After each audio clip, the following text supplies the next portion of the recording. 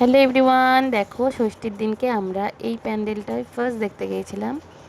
এটা হচ্ছে সল্টলেকে। তোমরা কারা কারা গিয়েছিলে কমেন্টে জানিও, আর তোমরা যারা যাওনি তারা প্যান্ডেলটা দেখো, ভিডিওটা দেখে জানিও কেমন লাগলো। এই প্যান্ডেলটা দেখতে আমাদের 1 ঘন্টা লেগেছে, 1 ঘন্টা 15 মিনিট মতো। আমরা বাড়ি থেকে 9টার সময় বেরিয়েছিলাম, আর ওখানে পৌঁছেছি 11:45টায়।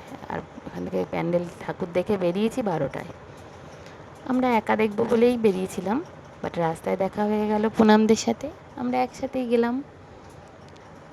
দেখো প্যান্ডেলের থিমটা দেখো কি সুন্দর, শিউলি ফুল, মায়ের আগমন, মায়ের আঁচল, মায়ের চরণ, খুব সুন্দর, খুব ভালো লাগছিল দেখতে প্যান্ডেলটা। আমরা এই প্যান্ডেলটা দেখে 12টার সময় বেরিয়েছি, বেরিয়ে তারপর খাওয়া দাওয়া। আমি আর পুনামের উপোস ছিল ওই দিনকে ষষ্ঠী, তাই জন্য আমরা সেরকম কিছু খাইনি। আমরা ওই জিলিপির দোকান থেকে একটু গজা, মিষ্টি এসব খেয়েছি, আর ছেলেরা ওরা খেয়েছিল।